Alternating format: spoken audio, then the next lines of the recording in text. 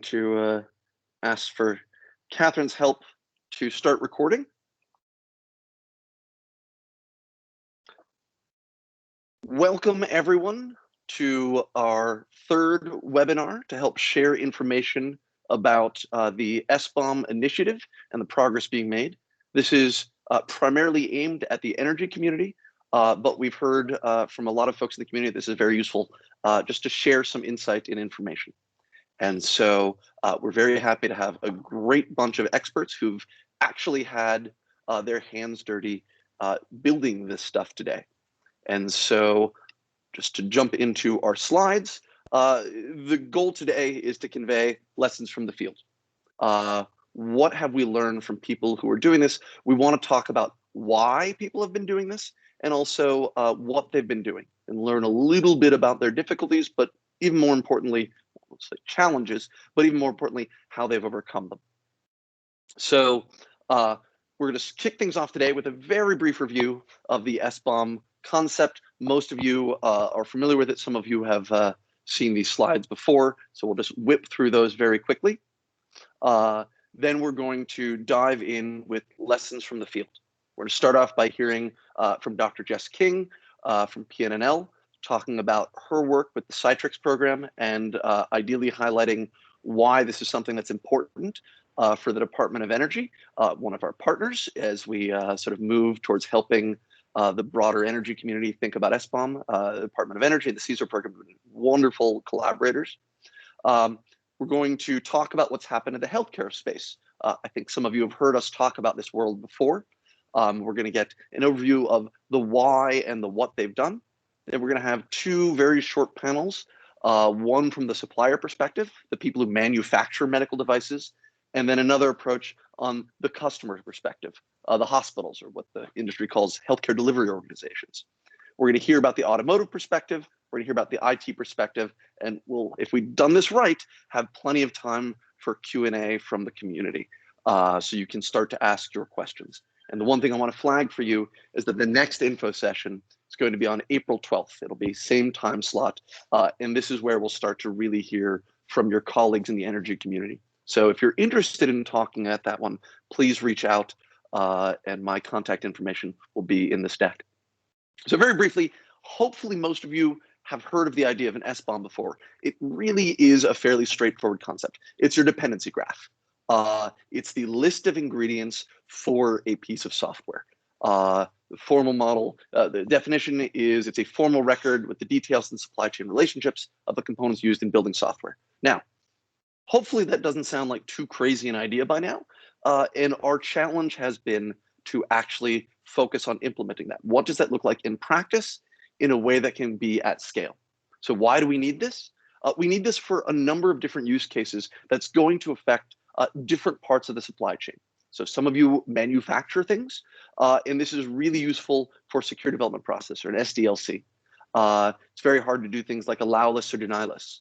And of course, once you've shipped something, can you say easily and quickly, hey, we don't have a vulnerability in this product that's actually on our customer's premise today? It's really useful for thinking about things like supply chain and risk management. Too often, our attention gets focused on questions like, hey, what country is that from? Well, for software, that's not nearly as useful a concept as, hey, where did this piece of software come from? Can I confirm that this is in fact the same piece of software that you said it was? And can we look at the history of this piece of software, or what other pieces of software used in it? And of course, lastly, vulnerability management.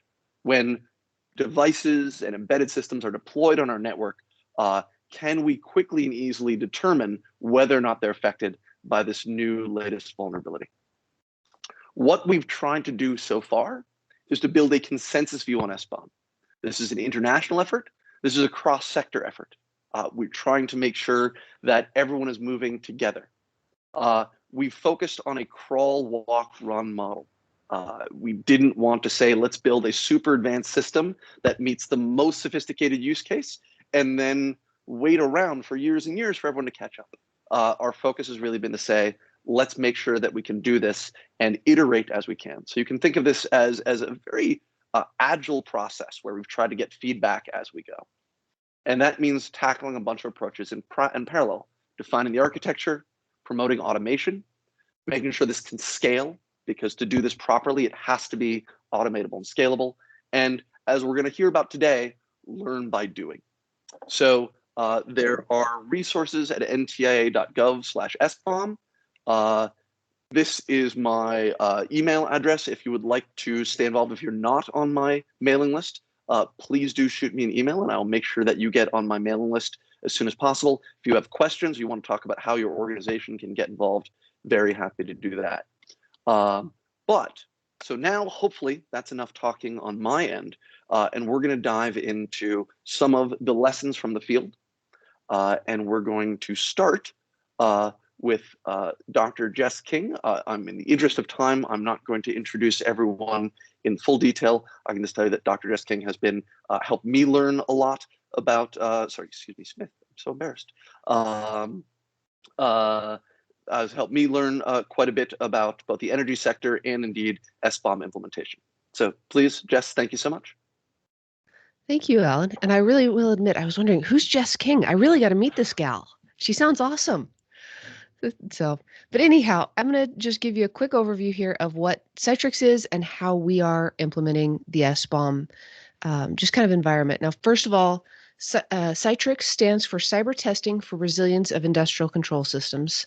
CITRIX is just nice and easy and short. We are sponsored by CSER, DOE, and this is a multi-lab initiative. I am here as a representative of PNNL, but we have INL, Sandia National Laboratories, and Lawrence Livermore National Laboratories in this group. All of us are participating. This is definitely a joint effort. So it's been interesting talking to Alan about some of the communications challenges and how do we share SBOMs between entities. We're a little microcosm of that because we're trying to figure out, okay, how do I share information between these 4 national labs? This is collaborative. We've got government partners, we've got national laboratories, we've got industry partners in here. We've been working with Schneider Electric for the past several months, and I think I just saw it come out publicly that Schweitzer Engineering Labs is also a partner now, which we had a little mini party with that the other day. Our goal, the project goal, is to be able to identify those vulnerabilities in components, in subcomponents, and then be able to apply that broadly. Okay, I've found it in this. What else does it apply to? How broadly does this apply? Do I have a problem that hits one vendor or the entire United States or the entire North American grid? So when we were looking at an SBOM, really what we were shooting for was we wanted to create some kind of structure that would enable us to have some consistent and repeatable and thorough data sharing. And initially that was just within our group, but the long-term goal was how do we share this back out to the community? How do we share this to vendors? How do we share this to the folks who need to know to make things secure? Now, you've heard a lot about the NTIA SBOM. Ours has a little bit of a different tweak to it because we are focused on software. That is a major concern, but we also are looking at hardware, because we found it's hard to totally separate those two out. So we needed to be able to do a little bit different things with the SBOM. We needed to be able to show hardware, software, some of the different observations that our analysts were seeing. So really we took this SBOM idea, the core concept, and said, okay, well, this is awesome, but we need to tweak it slightly. So if that is the one message that I took out of all of the SBOM conversations we've had with Alan and with many other folks, is that the core data that goes into these things is very applicable to all of us. Each of us are going to have our own little tweaks. Hey, I need a little bit more of the vulnerability analysis data. The NTIA SBOM usually has a little bit more of the licensing type information, which I'm not as interested with. But you know what? That core set of data, okay, well, what is this thing? There's a name, there's a hash, there's some basic information that we all should be having so that we can share that information around. I think my last slide here is just going over some of the few modifications we've made, talking about the little bit of extra information we're gathering. We also gather some provenance data. We're very interested in, okay, well, who did this? Especially when we get into testing, we've got some concerns there. Who did the testing? When did they do the testing? Exactly what did they do the testing on it? So we tie that in there. We've also got that mixed network. How do we mix hardware, software, observations? And in our JSON structure, that gets pretty complicated. The nice thing is, though, that we've gone through some of the different implementations of the NTIA SBOM or JSON structures, the SPDX. The JSONs are beautiful. It's a fairly easy translate back and forth. We saw that and it was just like, oh, thank heavens. So that is where we're coming from on CITRIX. We've been using this. We're working on implementing it now. And we're just looking for more partners to collaborate with because we're going to build up as many SBOMs as we can with our partners, but that is still a very small percentage of the overall mass amount of devices that our critical infrastructure relies on. So sticking those partnerships out there and saying, hey, let's work together, let's get this, is going to be critical, I think, for the CITRIX project going forward, as well as just grid security in general. And Alan, I think that was the end of me, and I think you're saving questions for later, correct? I think we're going to try to sort of cluster those. Yes, thank you so much. Love that perspective. And I'll just say, if anyone wants to know more about the data formats, the previous webinar that we did in February has some further details on it. And as Jess pointed out, the goal is to build this core baseline, and then folks can add to it as they need to. But we want to make sure that we have sort of a common framework that can apply across these contexts. All right. So now we're going to move to talking about some of the work that has happened in the healthcare sector. And I'm really excited about this. We're going to hear from Jennings Askey, who's the CISO for New York Presbyterian. Some of you may not know this, but hospitals were pretty busy the last year or so. And I think that it's a real testament both to the leadership of Jennings and his colleagues, as well as the importance of software supply chain transparency, that this has remained a priority despite everything that he and his incredibly hardworking staff has done. So I'll turn things over to Jennings Askey to give an overview of why the healthcare industry got into this in the first place and what they've managed to do with it. Yeah, thanks, Alan, and I appreciate that shout out, so to speak. Healthcare has been busy, as everyone knows. But even this past last Friday, I presented to our board of trustees about the importance of supply chain and software security. And, you know, just going back to like why we were concerned about this in the first place, little bit of accidents of history, but medical devices are placed all throughout hospitals. You can go into a hospital room and see 25 to 30 medical devices that are connected to some modality to ultimately to the patient. And medical device manufacturers have been very focused on functionality, and unfortunately, security is a little bit of an afterthought. And I don't say that to be critical. I want to applaud our medical device manufacturers for how they help save patient lives every day. But they will often have, you know, Windows embedded or attached to a Windows PC or some proprietary OS. And with the R&D cycles for medical devices, there wasn't a lot of time spent focusing on security. So myself and other leaders in the healthcare industry have been having conversations with great partners like Siemens, as an example, on how do we make devices more secure? How do we secure them in their current state, but also in the future? And so coming out of NTIA's leadership for the software transparency movement in 2018, we started a proof of concept to show that SBOMs could be something real and tangible and practical. We could actually, you know, learn from practice, so to speak, and learn by doing, and take the current standards of SWID and SPDX and show how they can help across different use cases. So, you know, and part of it was also because I'm a little bit of a crank. There was people who doubted that something like this was practical. And I know from personal experience being the CISO at a software manufacturer that if we know the version of OpenSSL, let's say, I would use that as an example, that's in a product, we can handle use cases like procurement, vulnerability management, incident response, and overall operations better if we just happen to know the little ingredients that are in the software packages that drive the devices that we use in our data centers and in the case of healthcare in patient rooms. So so we pitched basically we had 3 different healthcare delivery organizations, or HDOs, as you mentioned earlier, 3 different medical device manufacturers. We pitched the idea that we could take existing standards, and let me pause there for a minute.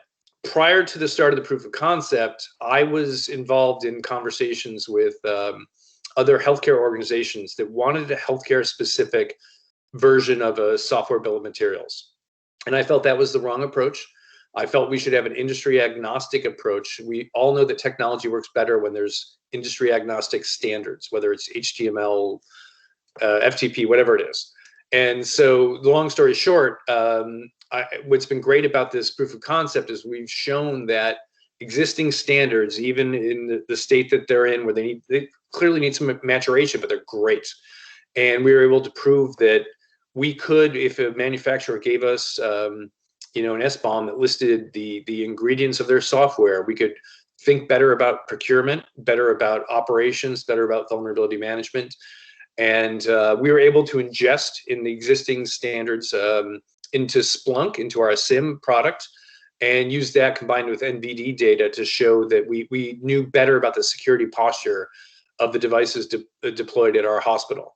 So it's been a great effort. We're looking at ingesting Cyclone DX next round of the POC, and very excited about the collaboration. We've seen it grow from just 3 vendors and 3 HDOs to now being, gosh, I'm doing the back of the napkin math here, but I think 9 medical device manufacturers and 8 HDOs who are participating. And we know we can scale past that because the standards really do work. Thanks, Jennings. Really appreciate that. And we'll get back into both and how you guys have been using that data with the customer side of things. But I want to start by talking about the supply. So, who are the people that are making these devices? Obviously, every community is different, but I'd put it to this group that medical device manufacturers actually have more in common with energy manufacturers than with many other industries, right? This isn't an enterprise, purely enterprise or financial issue. This isn't a purely SaaS issue. These are about boxes that have to endure in very rough conditions sometimes. And by the way, if something goes wrong, bad things happen to humans. This isn't just data, this is humans. And so there's a great culture of safety as well that I think is really remarkable.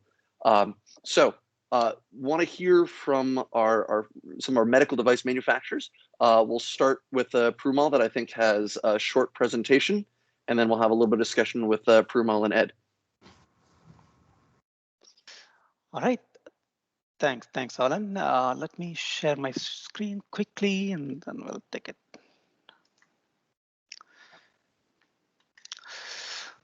All right. Good day, everyone. I'm Puramal, working for Siemens Healthineers. Thanks, Jennings, to give that introduction on the SBOM, the work we have done. I'll try to stick with Alan's rules. I'll try to finish it in 5 minutes. See if I can cover all the details. So I'm going to give a brief overview of our healthcare proof of concept, SBOM proof of concept, from the manufacturer perspective. What are the lessons we learned? We have done 2 iterations already. We are planning for 3rd iteration, covering a few more topics. I'll give you a few brief intro on the lessons learned and some of the challenges. So the SBOM has 3 pieces. The 3 main things that we focused in the prototype. First one is how we collect information about our medical devices. What are the components in the medical devices? Second piece is how do we produce the collected information into a machine readable or human readable document, which is the SBOM itself. It's into a document that can be utilized and consumed by the healthcare delivery organization for their better asset management. And the third piece is how do we distribute this SBOM information to our customers, basically the HTOs. There are many ways we can deliver, but we kind of tried few approaches in our prototype. So let's focus on the very first one, that is the information gathering. So what do we mean by information gathering? It is, the first thing is the medical devices have 2 pieces. One is the platform, like Windows 7 or Windows 10 or Linux or the operating systems, and our own software built on top of that. that we call it application components. There are two, and application components could be your CT machine or your diagnostic device. So they are built on various components. It could be some open source components, or it could be some third-party components that we buy from our own supply chain. So we need to figure out what is in those medical devices. So the platform as well as the components. That is the first step. We call it information gathering. So I'm going to describe some of the steps. I mean, I'll spend most of my time in this. So we kind of investigated 6 steps or 6 ways of collecting the data. Each one has its own pros and cons, and the energy sector can utilize some of the ways of collecting data, or you can find maybe you can find a better way to collect those component information. So how we approached, the healthcare industry approached, the healthcare manufacturers approached is, first we reached out to product team. Guys, we need to have a SBOM for this product. So how do we do it? I mean, to start with, we got the list of products that our HTOs or our health delivery organization would be interested in seeing that SBOM, because we want them to use. We want our customers, the HTOs, to consume our SBOM and see the value out of it. So we got the inventory from them, and then we started producing SBOM for those products. So the first approach we took to collect information, to gather the information, is to run some WMI calls or PowerShell and see if we can gather all the components in our medical device. Well, we were able to do, but there were a few issues, like it's too much of their unwanted data, and that's something we've thought it may not be useful for our vendors.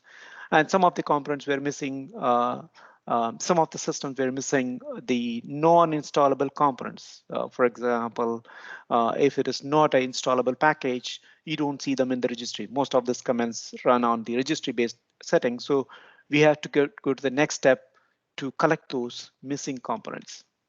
Second step is second approach we have second way we tried is, how about using some SCA tools, software component analysis tools? There are many open source and as well as the commercial tools. So we take a look at it and we use some of those tools. So most of the tools are good in identifying open source as well as the commercial components, but they are missing the custom built components. There are medical device have some special custom built components. Those ACA tools, they're not able to figure out some of this information.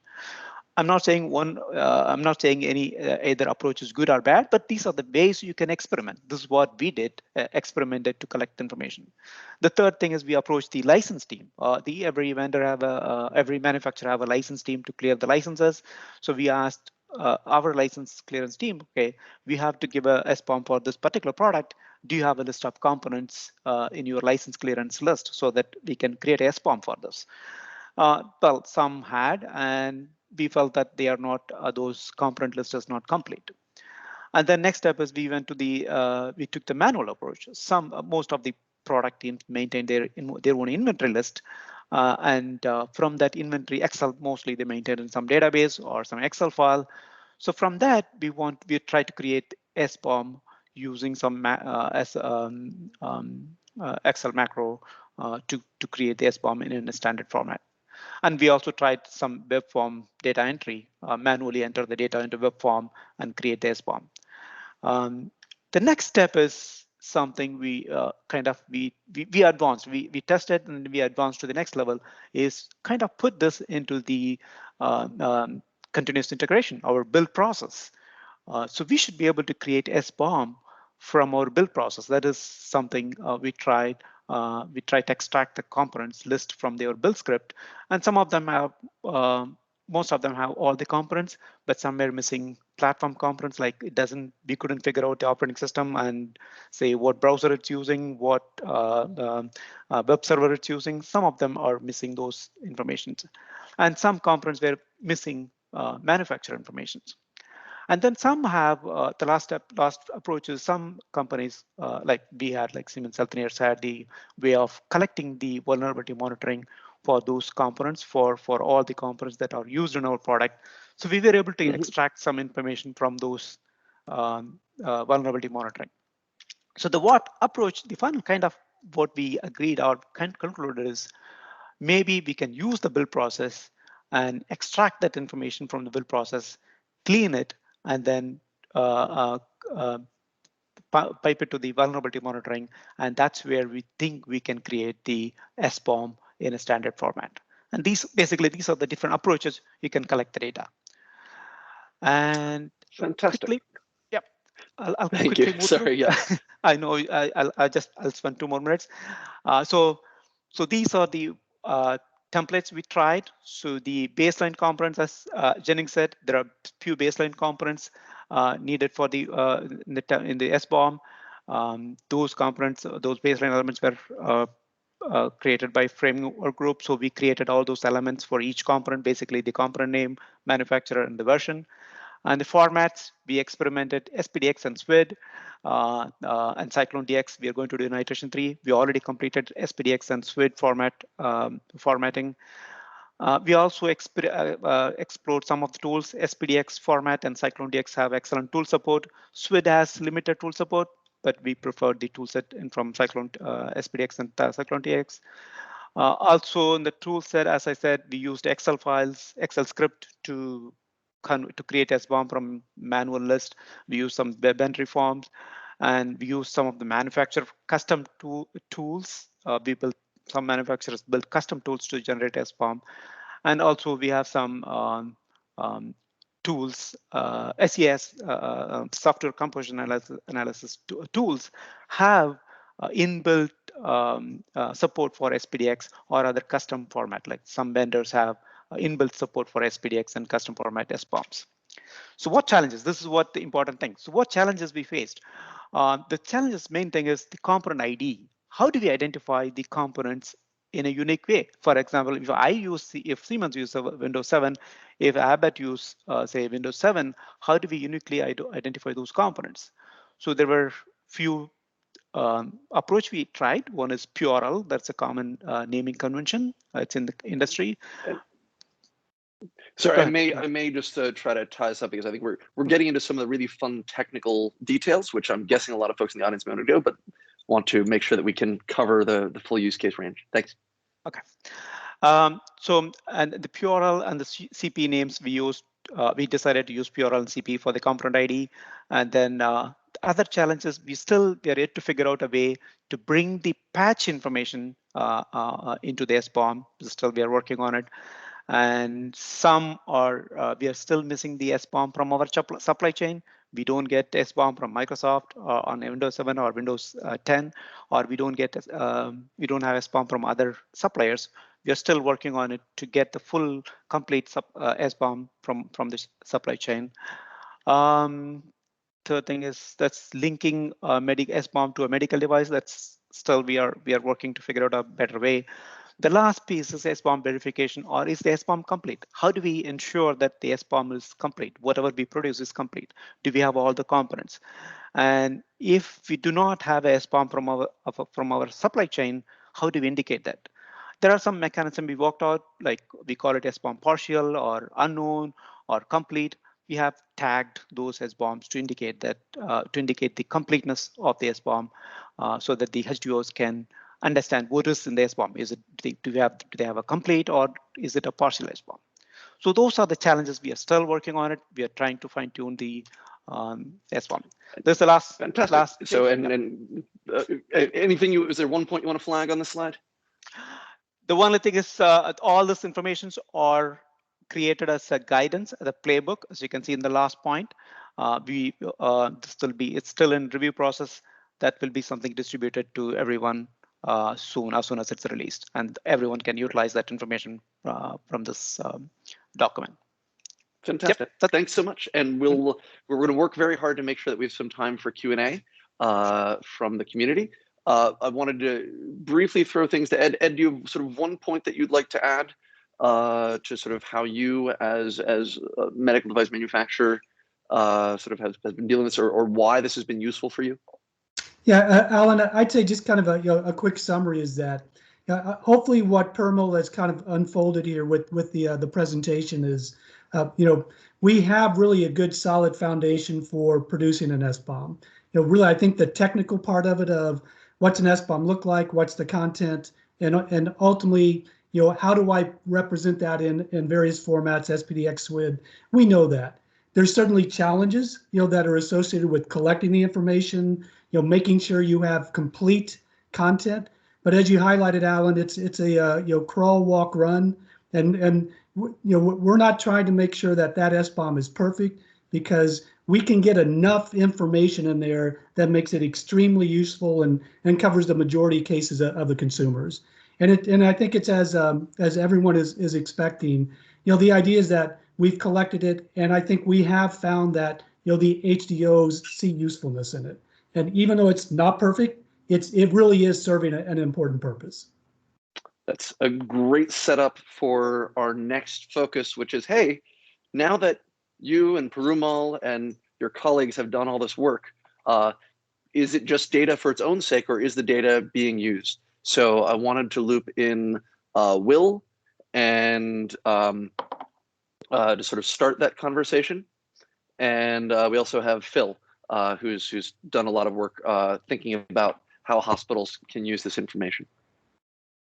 Yeah, so our main goal was to extract that data that they were talking about before, and the more data, the better for us. This is just the first steps, obviously, so it's not 100%, but what's being extracted out of the files, as long as, I think the bigger issue is probably a consistency in the naming. They are essentially just like an XML file, so it's open text. There can be mistakes, which obviously lead to false positives, false negatives, things like that. But in our first go round, we did have issues. It was using Splunk, as Jennings mentioned, and regex.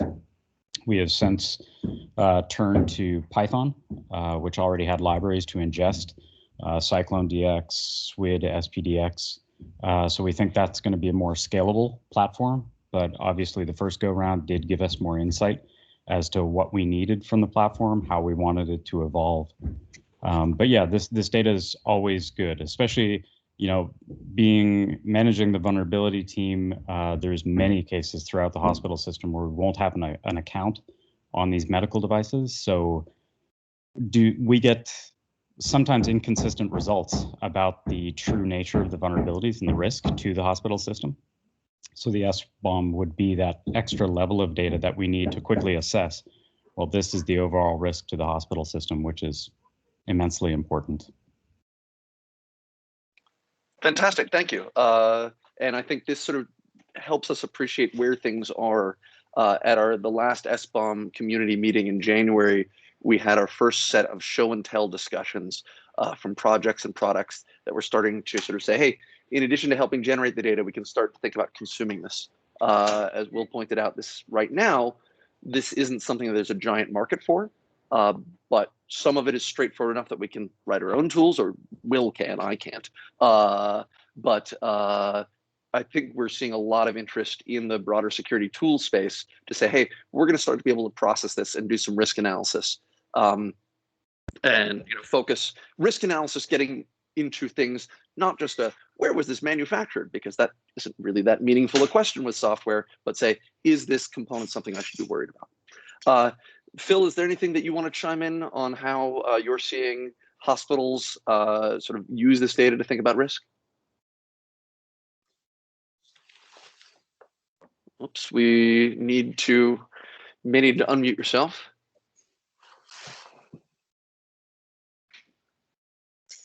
We don't begrudge anyone having technical difficulties, especially if it's our fault.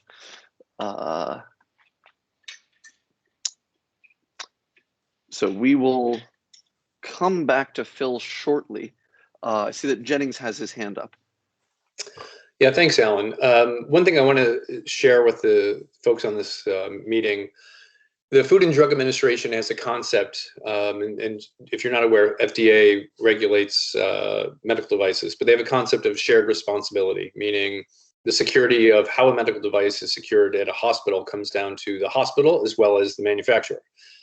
And so a big part of why we pushed for SBOM was this concept of shared responsibility, where, again, Will and his team that works for NYP, they can do their job better if they have information.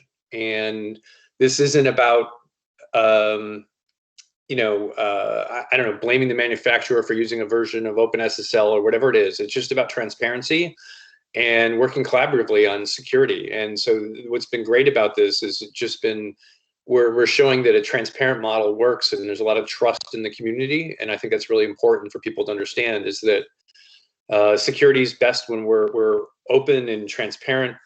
And we're living up to that shared responsibility model the FDA articulates for healthcare, but I think it applies across all industry verticals, in my opinion.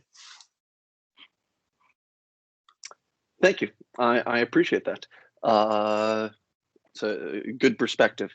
So Phil, if we can, and by the way, before Jennings, you heard someone from Jennings' team, Will, who has been working on building some tools to consume this.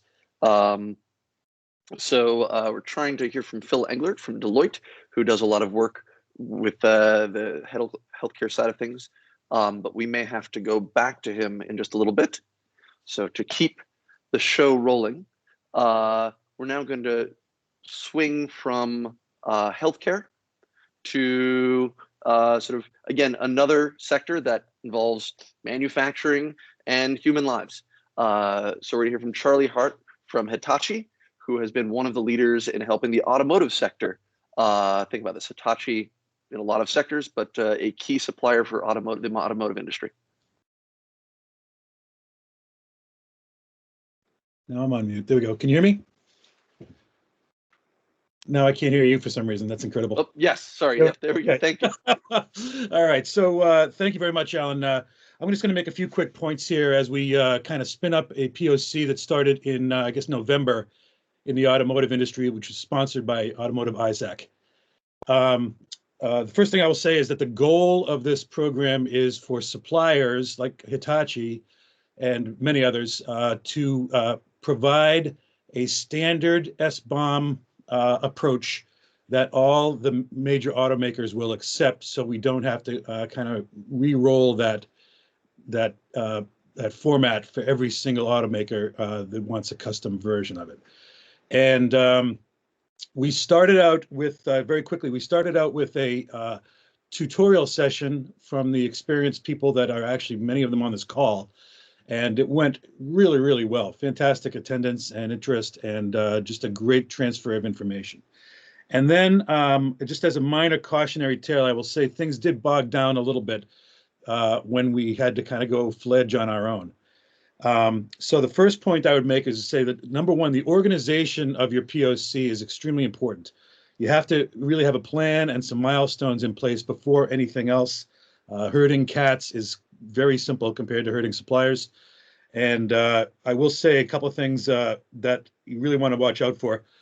The conversation amongst sort of semi-interested parties will quickly devolve into philosophy, and we'll go over a lot of the things that we already spent 2 years discussing in the NTIA program. Okay, so please be careful of that. The other thing I will say is that many of us on this call are enthusiasts for the SBOM programs. We believe in it. We believe in transparency. We think it's essential to security. Not everyone believes that. So it's very important to understand that some people are there to slow things down or to represent differing viewpoints, I guess is the best way to put it. Those are perfectly valid, but of course, we're all true believers here on the call. So so I'm trying to sponsor the enlightenment as much as possible. The second thing is that tutorial was very, very successful. Everybody loved it. And I want to thank the NTIA people for doing a fantastic job. It was a lot of work, and it really paid off. So we've got some great information there. So I suggest you start with something like that. The third thing I will say is that some key sticking points of resistance are out there. First one is, I think primarily, is this a roadmap to the attacker versus the defender? A lot of security people are very nervous about providing any information about the internals of software to potential attackers. So that is one thing that you're definitely going to run into. And then the second thing that I was actually a little bit surprised about was that IP is perceived to be a part of SBOM. I personally don't see that at all, and I think many of us have come around to the idea that this is not really something that's intrinsic to your software. But there are going to be a lot of people who will be concerned about IP. Just to recapitulate Paramel's slides, there are a lot of ways to skin the cats that you're herding, right? But security people generally, I think, have less of an involvement with the engineering teams and the product release teams that have to kind of scramble around to get the SBOMs from the manufactured products and services. On the other hand, when you're consuming when you're so-called consumer versus a supplier, like Jennings and the HDOs, you are typically a little bit more integrated with IT, typically more integrated with legal, licensing, compliance, all of that stuff. So that I think it's a little bit easier for the receiver than it is for the generator, but that's just my perception. And then the final thing I will say is that regulations and markets will drive SBOM, and the demand, sort of the pull demand from the end consumers and the government regulators, people that are trying to make things as secure as possible in this crazy world, are going to generate more enthusiasm than simply saying, let's try to do this new thing. All right, there's really got to be some motivation there in the form of regulation or market advantage. So that's all I have, and I guess I'll be available for questions afterwards, but I'll turn it over to, I guess, back to Phil. Thanks. Right? Yep. Yeah, let's swing quickly through Phil, and then we'll talk to Bruce. So Phil Englert from Deloitte, you had a couple of points you wanted to help the community understand. Yeah. So can you hear me now? Yes, thanks. Good, very good. So a couple of things. I think it was Jessica that mentioned that that energy is very much device focused, right? And I would suggest that the medical community is also very much device focused. You know, if you think about a hospital, or a large hospital system may have 500,000 medical devices. You know, maybe 100,000 of those are connected, right? 80% of those devices are probably represented by 20 different manufacturers in any given facility, right? The remaining 20% are probably represented by up to 300 different manufacturers in any given facility or system. So that's a huge thing. The other element that's important to keep in mind is the broad capability of the target audience, right? And their ability to respond. So the solution has to work for the very largest and most complex, as well as the very smallest and the least complex. There's lots of hospitals in the US that are called critical access, right? 25 beds or less, 100 miles from the nearest next healthcare facility, and usually everybody's wearing 3 or 4 hats in facilities like that. So it's really important as you work through these POCs to keep that in mind. And the last thing, right, is it goes along with that is the scarce resources. So knowing where to direct your energies to solve the highest risks is extremely important in healthcare. So, and I'll stop there and hopefully get you back on track, Alan. Thank you so much, Phil. I really appreciate that. Last but not least, I want to introduce Bruce Lowenthal, who on one hand comes from a very advanced organization. He's the head of product security for Oracle, one of the largest software manufacturers in the world. But this is something that he's been interested and engaged in for a long time. So Bruce, can you talk a little about why you think this SBOM is worth the time and effort of you and your team and you personally?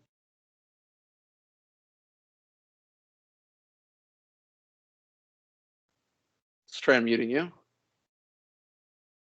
Can you hear now? There we go. Yes, thank you. Cool. So I'll talk a little bit, but let me give you a little background first. I'm responsible for 1,200 products, and that's a lot of software. And like a lot of your organizations, you have lots and lots and lots of devices at your installations, and you need to be concerned about those. In our case, one of the questions we get all the time is, are any of your products vulnerable to and whatever came out in the news that day?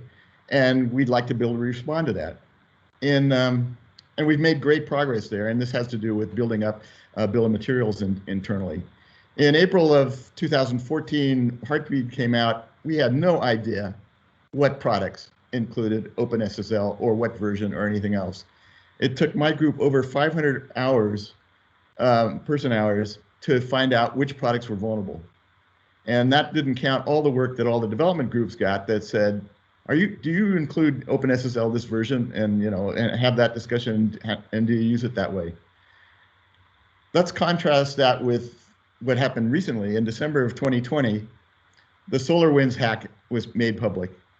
In 2 hours, we knew that no product was vulnerable. And that includes, that was a huge deal for us, because as you know, if SolarWinds had invaded us, then our IP would be being exfiltrated and so on and so forth. So quick response to these things is key. And in the case of things that are happening more and more now, we need to get responses more quickly. So that's that's kind of one of the reasons it's important. Now, from our point of view, most of Oracle and its customers are mostly interested in knowing about SBOMs because they want to know if there's any published vulnerability fixes that haven't been applied to the software. There's other reasons that are important too, and in fact, our first reason was licensing. That's not as important now as this other reason, but it's a key importance for reasons that have to do with software developers. In our case, though, when we get a question like that comes up like the latest OpenSSL issue or whatever, our question is going to be where do we need to apply fixes? And in the case of where we're going to apply fixes, it's important that the SBOM be hierarchical. So for our customers that run scanners, they'll find out that a product that has an old version of OpenSSL, and they'll say, you have an old version of OpenSSL, fix it.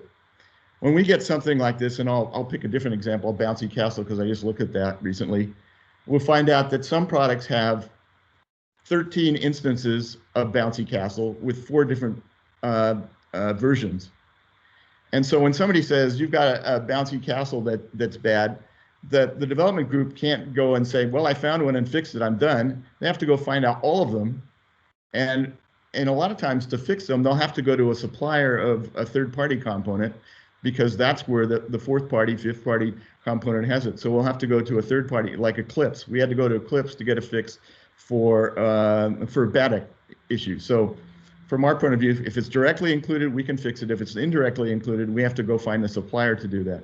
So that's why the SBOM is, that the NTI SBOM's hierarchical issue is important to us, so that both will know which products are vulnerable and how we can get the fixes applied quickly, and then also respond to our customers quickly when they have questions. At this time, we're not providing SBOMs to customers, and I don't think that's going to happen until there's a push from regulations or industry or something like that, because there's it causes a lot of extra work for us that you guys can imagine. And so what we're looking at is ways to automate responses to questions, and that's some of the NTIA effort that we can discuss separately in a different call. Fantastic. Thank you so much. We have just a few minutes left for questions. I'm going to take the moderator's prerogative because this is one of the questions that we get the most probably, which is, hey, if I tell you my SBOM, if I give you the list of ingredients, won't that help bad guys? Right? Aren't you creating a roadmap to the attacker? And I was curious if anyone has on the sort of our panel has a very quick response to how we should think about that. Well, this is Charlie. I guess I could take a whack at it if you want, Ellen. The thing you have to, first of all, it's a great question, and naturally, security people, as I said, are nervous about providing information that might give a lever to an attacker. However, you should also know that if an attacker chooses the software that you're running to attack, that person is quickly going to know everything about that software, and the first thing they look at is what are the open source inclusions in that software. There are many tools out there, many of them free, many of them outstanding, that will parse that software and tell the hacker everything that he or she needs to know. So, and you will probably not do that because you have hundreds of pieces of software that you're dealing with. So the likelihood that you're going to know before the hacker that you have a vulnerable open source or third-party component is pretty low, unless you have an SBOM that you are tracking. So it provides a necessary kind of jump to defend the software that's being attacked. So you'll already know at the same time the attacker does about any vulnerabilities you have. And hopefully that that is at least a partial answer to the question. Yeah, It is this, a Will, concern. same idea there as what was mentioned. Really, as somebody who manages this type of team, and we're attacking these systems day in and day out. If we can't find it through one avenue, we're going to find it through another. You know, even buying a device on eBay, Exactly. get a look at the hardware and see what's underneath the covers. They will find a way. So, you know, protecting the SBOM is really not a valid way to keep the device any more secure. Thanks. Phil, then Bruce. So very quickly, right, you can't manage what you don't know. And so without the SBOM, consumers of these medical devices, the healthcare delivery organizations don't have a chance. And Bruce, did you have something you wanted to add? Yeah, this is a comment on the first speaker, which was basically the way we create SBOMs is we analyze our distribution files. Because we create files and software in so many different ways, it's a lot easier for this just to look at the distribution and create the SBOMs than it is to try to put work into all the product creation files. So based on that, anybody can take that product and do the same thing we're doing, which is basically creating SBOM by looking at the distribution. Right. Thanks. And by the way, thank you, Audra, for addressing the question on the scope for the medical devices. Ed, did you have a quick thing that you wanted to add? Yeah, just very quick, Alan. So this is definitely a case where the benefits of that SBOM, far outweigh any kind of perceived negative consequences. And I think Charlie and Bruce, you both have highlighted, the SBOM is not only important for the consumer, it's also important for the supplier as well. So it gives the supplier that opportunity to monitor for those vulnerabilities in advance, as well as then it gives the consumer some understanding and idea of what's in my environment and what might I need to look out for that I may have to go back to my supplier to better understand if I'm impacted. Thanks.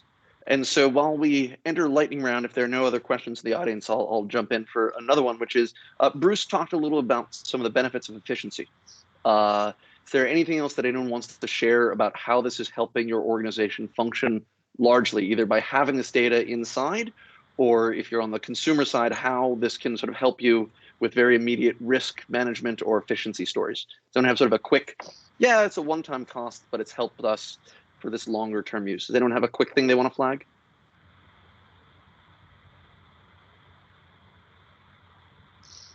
You can just mute yourself. We put you on the spot there. I have heard from someone who's on the product security team for a large energy manufacturer that if they had this in place today with a magic wand, it could save them 10,000 hours a year.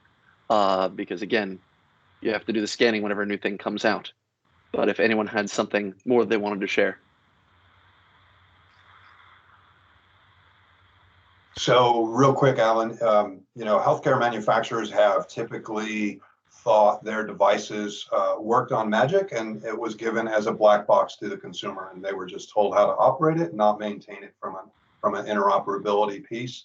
So, wondering whether any of these Stuxnet or any of these other vulnerabilities impact your environment and to what extent is a huge resource time suck for healthcare organizations, and this transparency should alleviate that and help those scarce resources be applied where they're most effective.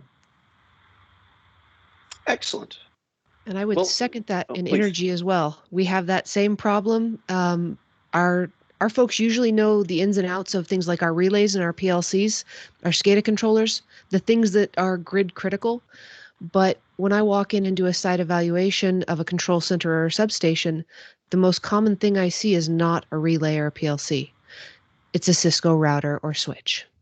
And those are treated like black boxes. So we have a lot of that same issue when we talk about that critical networking gear. Thank you so much, Jess. I appreciate that, and I apologize for rechristening you at the beginning of the discussion. We really appreciate all the work that you're doing with PNNL, and I'm very impressed at the close collaboration that the CITRIX is bringing together between all of the different labs. So summing up, what's coming next for our world? We're going to have one last webinar on April 12th. That'll be a Monday. It'll be, again, in this time slot. And this time we're going to really pick up on some of the things that Dr. Smith pulled into it, which is, say, how does this focus on the energy community? We're going to continue to talk about these two perspectives of the supplier, how it can help manufacturers, and the asset owner, right? How this can help the customer, and what this can look like to bring things together. You know, we've heard that there are all sorts of challenges in generating this and learning how to generate them and learning how to consume them. And we only touched briefly, because I cut Perumal off, on the, by the way, how does the SBOM get from one to another? This is a fun challenge. There's some cool solutions out there that are currently being tested, but I don't think there's going to be a single way to do it. We have a white paper on the ntia.gov/SBOM webpage that says, that sort of explores what are the options. And ultimately, we're going to be looking at what this proof of concept exercise can look like.